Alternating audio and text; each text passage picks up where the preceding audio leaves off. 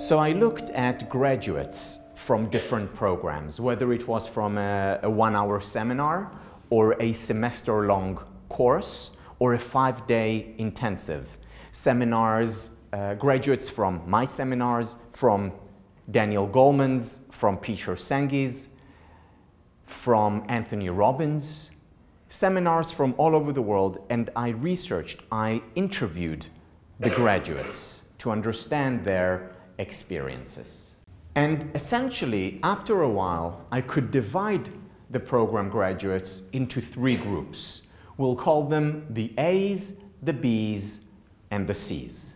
Let's begin with the A's, who come into a certain program, a seminar, at a particular level of motivation, happiness, emotional intelligence, leadership abilities, whatever it is that the program is trying to teach. They come in at a certain level, and as a result of the program or the seminar or the course, nothing happens.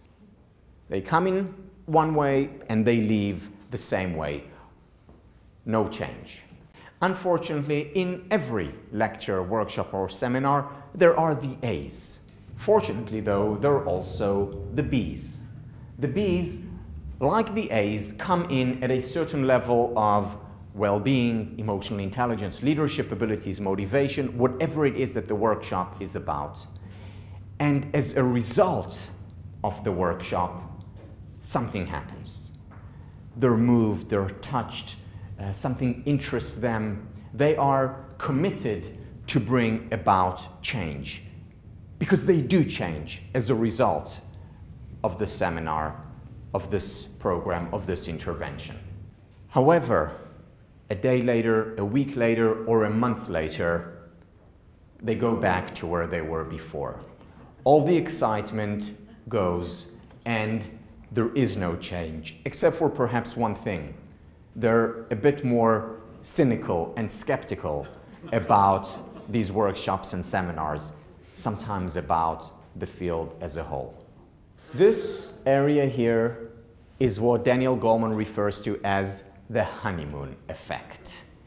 Unfortunately, really unfortunately, the majority of people who attend seminars, workshops, classes are in the B category. Fortunately, though, there are the C's. The C's come in to the workshop and seminar at a certain level of well-being, motivation, emotional intelligence, whatever it is that they're there for, like the A's and the B's. Like the B's, something moves them, something touches them, and they enjoy actual change. There is a real commitment to making a difference in their lives or in the lives of those around them. Like the B's, though, that high cannot be sustained and it goes down. However, unlike the B's, it doesn't go down all the way. And they continue to enjoy lasting change long after the program, often for the rest of their lives. They're not the majority because the B's are. However, they're still a significant minority, and a minority that positive psychology has studied in depth, because the essence of the field of positive psychology is that it focuses on what works and asks how can we apply that which works to the rest. And this is what I want to address in the remaining time. What can we learn from the C's and apply it to our lives? Because it matters, because we've all read books about psychology or have been to seminars, whether it's in our company, whether it's personally.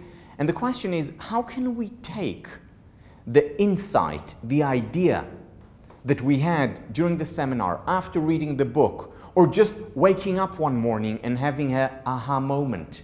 How can we take this and, like the C's, enjoy lasting change? You see, there is nothing really that we can do about the A's. If you don't connect to my presentation or someone else's presentation, you don't connect, and that's fine. You'll connect to someone else. However, the real waste, the real pity, the shame is the B's. Because there is so much potential here for change. Potential that is not realized, that is not made real. And what we can learn from the C's is how to realize, to make real that potential, this real desire for change.